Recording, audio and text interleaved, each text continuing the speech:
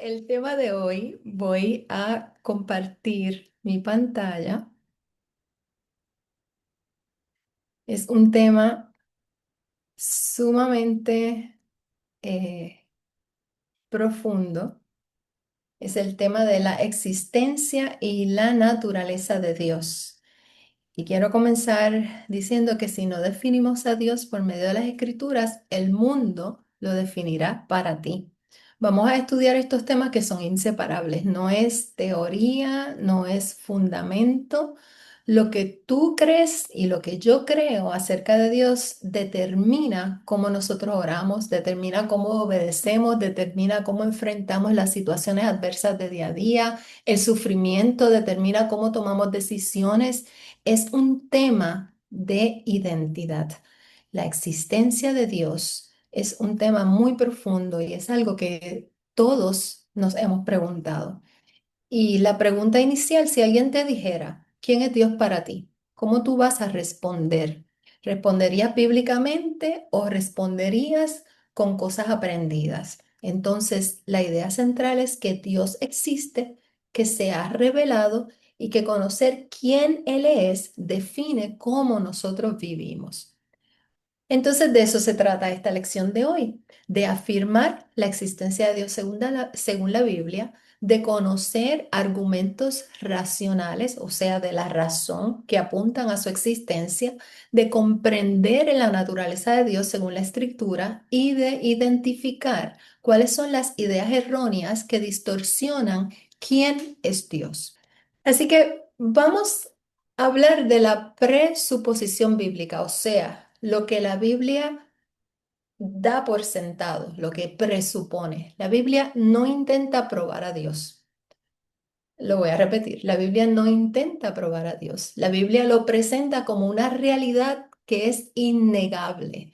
Cuando comienza en el primer versículo, en el principio creó Dios los cielos y la tierra. O sea, presenta a Dios como el que dio inicio a todo.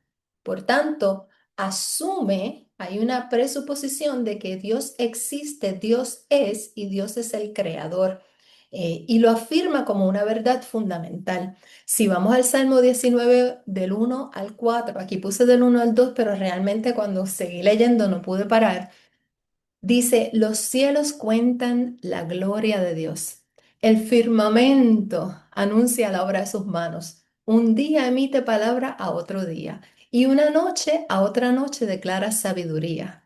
No hay lenguaje ni palabras, ni es oída su voz. Por toda la tierra salió su voz y hasta el extremo del mundo sus palabras. Quiere decir que la creación habla del creador. Es la evidencia que nos ha sido dejada. Romanos 1, 19 al 20. La Biblia establece, porque lo que de Dios se conoce les es manifiesto, pues Dios se lo manifestó, porque las cosas invisibles de Él, su eterno poder y deidad, se hacen claramente visibles desde la creación del mundo, siendo entendidas por medio de las cosas hechas, de modo que no tienen excusa. O sea, la creación es un testimonio constante. La Biblia no demuestra a Dios, la Biblia revela a Dios. ¿Eh? Y bueno, ese es un punto sumamente importante porque nosotros en la Biblia no estamos buscando probarlo, sino que estamos buscando su revelación. Esa es la presuposición bíblica. Y entonces, hay algo bien importante que vamos a tratar hoy, que son unos argumentos racionales. Son 5 argumentos. Un argumento es una declaración que prueba algo. ¿Eh? Estos argumentos que se llaman racionales porque son de la razón, en ellos Dios nos permite ver señales de su existencia, la creación y la historia. No sustituyen la fe, pero muestran que creer en Dios es razonable. Lo voy a repetir. No sustituyen la fe, pero muestran que creer en Dios es razonable. Entonces, voy a ir a través de cada uno de estos argumentos, ¿verdad? Y nosotros tenemos como cristianos que entender eh, toda esta argumentación que surge, porque esos son los debates que se escuchan cuando las personas intentan demostrar la existencia de Dios. El primer argumento es el cosmológico. Y cuando hablamos de algo cosmológico, es algo que está relacionado al cosmos, que tiene una perspectiva desde cómo funciona el universo. Todo lo que comienza a existir tiene una causa. El universo tuvo un comienzo, por tanto debe tener una causa primera. Entonces, si el universo comenzó a existir, esa causa no es parte del universo. O sea, causa y efecto. La idea clave es que un efecto no puede existir sin una causa adecuada. La causa del universo debe ser eterna, poderosa, externa. Por tanto, si existe un universo, quiere decir que existe un Dios, porque el universo no se pudo haber creado a sí mismo. ¿Ok? So, la diferencia, hemos oído hablar de cosmovisión, ¿verdad? Pues la diferencia entre cosmológico y cosmovisión es que cosmológico describe cómo es y cómo funciona el universo, y la cosmovisión es la visión del mundo y de la realidad, que incluye el universo, pero también incluye lo moral, lo espiritual, lo humano, lo social. Por tanto, cosmovisión va más allá de cosmológico. So, estamos hablando del argumento cosmológico, que es cómo se establece que todo lo que comienza a existir tiene una causa. Por tanto, el universo no se creó a sí mismo. Por tanto, la causa de ese universo es Dios. So, Dios existe por cuanto el universo existe y lo evidencia. Y aquí volvemos al Salmo donde dice: los cielos cuentan la gloria de Dios. ¿Ok? Y el firmamento la obra de sus manos.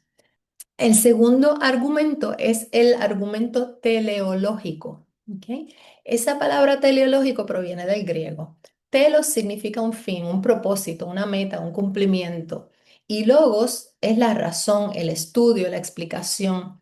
Por tanto, el significado teleológico literal es que es relativo al estudio del fin o del propósito. Describe cualquier interpretación o cualquier explicación, perdón, que interpreta algo a partir de su finalidad, no solamente de las causas materiales o mecánicas. O sea, el orden, precisión y propósito del universo indican que hay un diseño. Y si hay un diseño, hay un diseñador.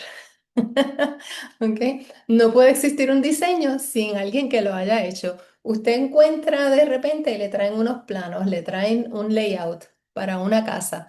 Pues tuvo que haber alguien que se sentó y hizo ese diseño. El diseño no se hizo a sí mismo. Usted se encuentra un reloj en la playa y usted no va a asumir que el reloj, las olas lo formaron de la nada, sino usted entiende que hubo un dueño y que hubo un relojero que lo diseñó. Pues el universo es infinitamente más complejo, así que el argumento teleológico asume que el diseño implica un diseñador y que la complejidad y el orden del universo no son productos del azar, o sea, no surgió por casualidad ni tampoco por una explosión. Así que esta es la evidencia externa de la existencia de Dios. Estos son los argumentos para la evidencia externa, o sea, externa a nosotros. Lo que es el universo, lo que es la causa y efecto y lo que es el diseño. Existe también una evidencia interna, ¿ok? Y esa evidencia interna habla de la experiencia humana. Y ahí está el argumento antropológico. Y antropológico viene antropos de ser humano, hombre, persona, y otra vez logos, que es el estudio, la razón, la explicación, el discurso. Antropológico significa literalmente relativo al estudio del ser humano. Incluye todo lo que analiza el ser humano en su origen, naturaleza, cultura, comportamiento, relaciones, desarrollo. La definición de este argumento relacionado al ser humano sería la conciencia moral, el sentido del bien y del mal y la búsqueda de propósito que revelan que hay un legislador personal. O sea, por ejemplo, el hombre no solamente vive, sino que busca un significado. ¿Ok? La moralidad universal, el sentido del bien y el mal apuntan a que existe un Dios, porque cuando un niño nace, Tú tienes, digamos, dos niños pequeños y vas a servir comida. Le sirves un plato a uno y al otro le sirves y de repente uno de ellos se queja porque el otro tiene más que él. ¿De dónde aprendió el niño que eso no es justo? Ese es el argumento antropológico, es el argumento que dice que tiene que existir una fuerza mayor que establece ese deseo innato de que las cosas sean legales, que sean morales, que haya una moralidad y que esa moralidad universal apunta a un Dios que es moral, a un legislador, a alguien que creó ese diseño. Entonces, de esa misma manera, esa evidencia interna, que es la experiencia humana, también existe otro argumento, que es el argumento del consenso universal. ¿Cómo se define esto? Todas las culturas en el mundo han creído en lo divino de una forma o de otra. El ser humano es naturalmente religioso. No importa dónde usted vaya, cuál sea la cultura, si es musulmán, si es hindú, si es indígena, creen en algo, adoran algo, porque hay una necesidad intrínseca en el diseño del hombre de adorar, ¿eh?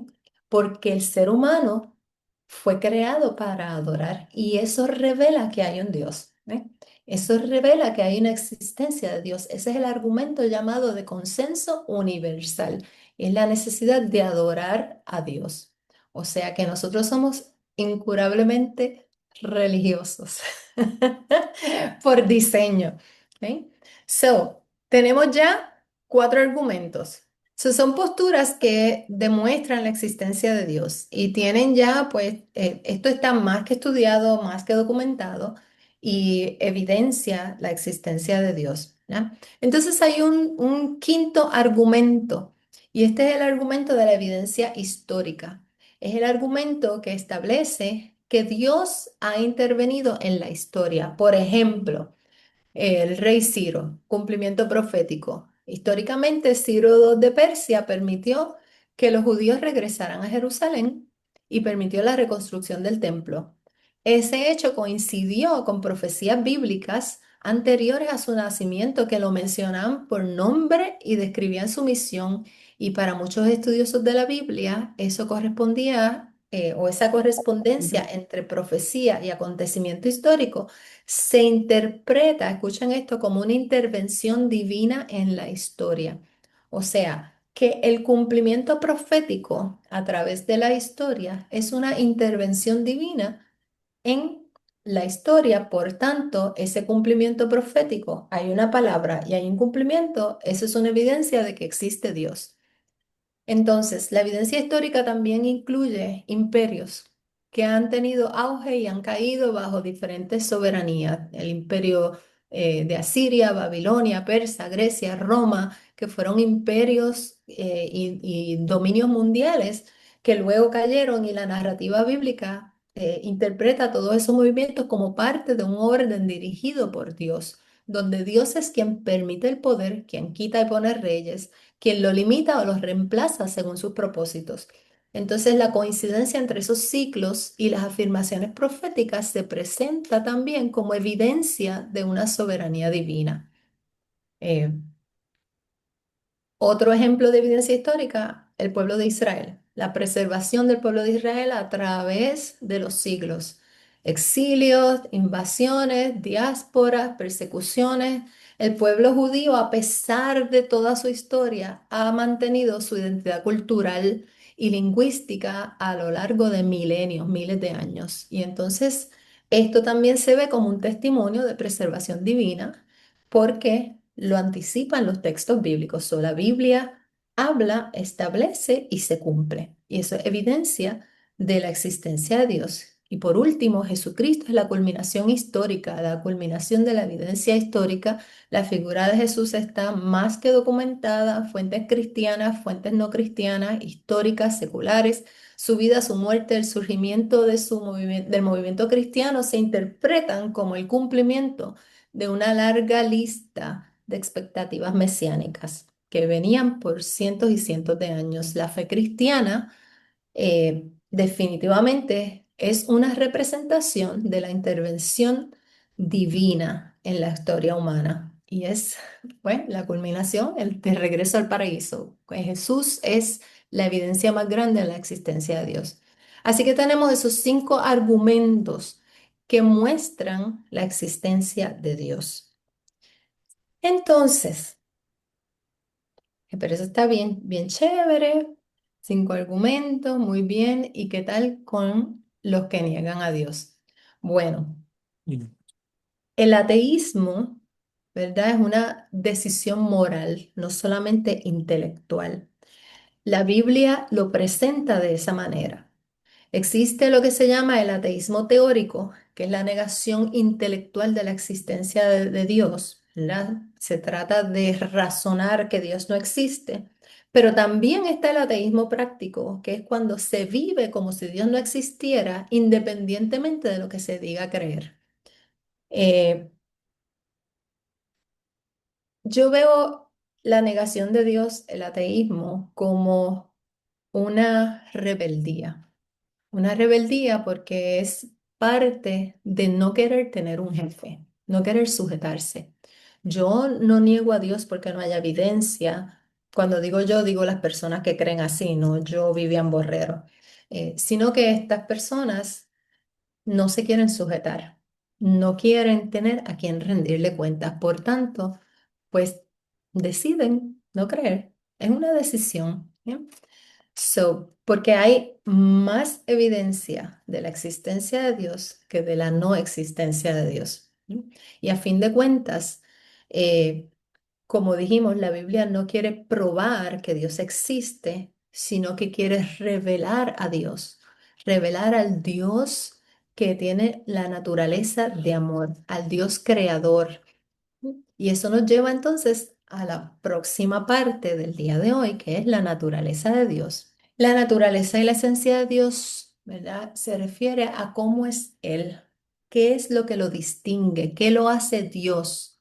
Número uno, estos son 3 preceptos súper importantes. Número uno, Dios es espíritu, no está limitado por un cuerpo físico. Número dos, Él es eterno, no tiene principio ni fin.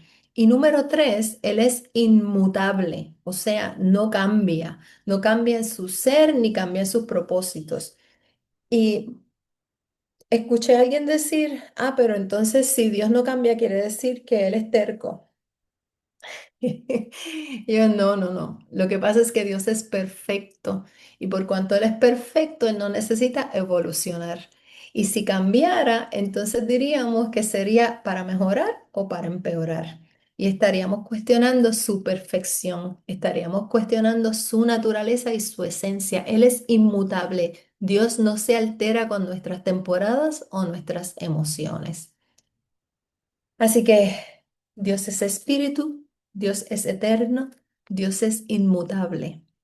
Y bueno, y no voy a entrar en hablar de los atributos de Dios porque esa es otra clase que nos tomaría bastante tiempo, pero sí quiero entrar a hablar de las ideas que distorsionan la naturaleza divina. ¿Ok? Número uno, el agnosticismo. ¿Qué es esto? Esto es el agnosticismo niega que el ser humano pueda conocer a Dios. Dice que Dios es incognoscible, o sea, no se puede conocer si Dios existe. Eso es agnóstico. Yo ni creo ni no creo porque no hay forma de que yo pueda conocer que Dios existe. ¿Eh? El problema de esto es que la Biblia enseña que Dios se revela y puede ser conocido verdaderamente. ¿Eh?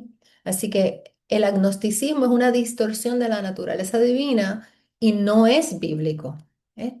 Porque la palabra dice claramente, acercaos a mí y yo me acercaré a vosotros. Por tanto, sí se puede conocer a Dios. El próximo es el politeísmo. Y el politeísmo es cuando se cree en muchos dioses. Hay muchos dioses, ¿eh? El problema de este es que la Biblia nos enseña que hay un monoteísmo absoluto. Jehová uno es un Dios, un solo Dios. ¿Ya? Eh, Como dice el cántico hebreo, Shema Israel, Adonai Elohim, Eloheinu. Eso quiere decir, Jehová es Dios, es único, Él es eterno. Y esto fue lo que dio pie a la estrategia de Pablo cuando llegó y vio todos los templos en Grecia con los muchos dioses y vio uno que decía el Dios no conocido. Ah, pues este es el que yo vengo a representar, al no conocido, que sí puedes conocer y no hay muchos dioses porque este es el único que va sobre todos. Así que esa sería la segunda distorsión. La tercera es el panteísmo. Miren, yo conozco gente que profesa las cinco distorsiones de la naturaleza divina y todo esto son cosas que hay mucha confusión en el mundo e inclusive en el mundo cristiano. ¿Ok? El panteísmo dice que todo es Dios, la naturaleza, la energía, el universo, todo es Dios. Dios está en todas partes. Este, y entonces confunden el que Dios es omnipresente con que todo es Dios. Y son dos cosas diferentes. Él puede estar en todas partes, pero Él no es todo, todo. O sea, todo no es Dios. Este escritorio no es Dios. Esta computadora no es Dios. ¿Bien? Entonces el problema de esto es que la Biblia enseña que Dios es creador. Él no es la creación. La creación es su obra. Él es el hacedor de la obra. ¿Ok? So, ese es el panteísmo que dice que todo es Dios. La próxima distorsión es el materialismo. Esta es fácil y todos conocemos a alguien que piensa así, donde dice que solo existe la materia, que lo espiritual no existe, o sea, niega lo espiritual, niega el alma y niega a Dios. Y el problema que la Biblia enseña que el hombre es cuerpo, alma y espíritu. ¿Ok? Y entonces está por último el deísmo. El deísmo dice que Dios creó el universo, pero no interviene. Niega que haya milagros, niega que exista revelación y niega que exista providencia. Dios creó, pero se fue, el relojero ausente. So, la Biblia presenta un Dios activo, un Dios cercano, otra vez acercaos a mí, yo os acercaré a vosotros, y un Dios sustentador. Un Dios que te apoya, un Dios que ordena tus pasos, un Dios que está presente en todo. Él es omnipresente. So, el deísmo tampoco es bíblico. Así que todas estas cinco posturas son distorsiones de la naturaleza divina y que intentan denigrar o confundir la naturaleza de Dios e intentan de demostrar que quizás Dios no existe. Dios no existe porque yo soy el que hago las cosas, ¿verdad? So, Dios no existe porque Él está en todas partes. O Dios no existe porque él ya hizo las cosas y se fue, desapareció, no está aquí. So, o yo no puedo saberlo, no puedo conocer si Dios es o no es. ¿Sí? Todo esto son distorsiones de la naturaleza divina, pero cuando nosotros leemos la palabra, cuando nosotros estudiamos la palabra, nos damos cuenta y conocemos quién es Dios, el Dios revelado de Génesis a Apocalipsis, donde existe un capítulo 13 de Primera de Corintios que dice que el amor va sobre todo, que si no tenemos amor de nada nos sirve. Y eso va a la clase de los atributos, ¿no? Donde hay unos que son comunicables y otros no comunicables, los que Dios nos dio y los que mantiene para sí, eso lo van a ver después. Eh, pero en realidad nosotros necesitamos conocer todas estas posturas, lo que son los cinco argumentos de la existencia de Dios y lo que son las cinco distorsiones de la naturaleza divina, para entonces nosotros poder entender qué es lo que tenemos al frente y poder entonces traer nuestro argumento y traer el amor de Dios para que todo aquel que en él crea no se pierda, mas tenga vida eterna. Porque a fin de cuentas, esto no es cuestión de un debate, esto no es cuestión de probar nada, es cuestión de que Dios sea revelado y que las personas puedan tener su experiencia de vida con él. Ese es el punto de todas las cosas. Así que, ¿cómo nosotros entender estos argumentos y estas distorsiones nos ayudan a conocer la existencia de Dios?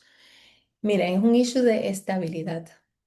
Esto es un mundo cambiante, pero cuando tú conoces quién es Dios, cuando tú conoces que Él no es un lujo teológico, cuando tú conoces que Él es una necesidad espiritual, que nosotros no nos hicimos a nosotros mismos, sino que somos suyos, que Él nos creó, entonces eso nos da estabilidad, entonces eso nos da identidad. Sabemos de quién somos, porque conocemos a nuestro Creador. Sabemos que nos hizo a su imagen y semejanza, entonces eso nos da a nosotros la confianza, la capacidad para nosotros caminar con la frente en alto porque sabemos que Dios nos hizo y no nosotros a nosotros mismos. Y eso nos da otra autoridad.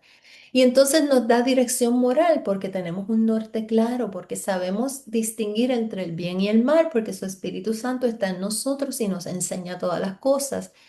Y entonces tenemos esperanza de un futuro seguro porque sabemos de dónde venimos y hacia dónde vamos. Y esto es lo que transforma nuestras vidas cuando nosotros conocemos quién es Dios. O sea, no es lo mismo creer que saber. Lo voy a repetir, no es lo mismo creer que saber. Yo sé que mi Redentor vive. Yo sé que Él vino. Yo sé que Él murió y sé que resucitó y sé que regresará. Yo sé que Él me hizo y no me hice yo misma. Yo sé que Él puso su diseño en mí. Yo sé que Él existe, que Él es real y por cuanto yo sé que Él es real y que Él está presente en todas las áreas de mi vida, yo puedo caminar segura, confiada y en fe. Y entonces la fe, que es la certeza de lo que espero y la convicción de lo que no veo, me ayuda a caminar tranquila porque puedo sentir su presencia, lo puedo escuchar su voz dentro de mí, aunque no lo vea. Esta doctrina de vida nos ayuda a vivir tranquilos, a vivir confiados. Y ahí es donde surge la paz que sobrepasa todo entendimiento. ¿Ok? Conclusión final, si yo cedo en quién es Dios, voy a ceder en todo lo demás. Nuestra comprensión de Dios es el fundamento sobre el cual se construye toda nuestra realidad. Una persona que no conoce a Dios, una persona que no tiene a Dios, es una persona inestable, es una persona que es maleable, es una persona que probablemente está deprimida, que probablemente no tiene esperanza de futuro. So, cuando nosotros sabemos quién es Dios a la luz de la palabra, reconocemos que Él existe, sabemos que Él es el amor y que Él nos ama. Entonces vivimos diferente y no cedemos porque Dios es Dios y fuera de Él no hay nada ni nadie.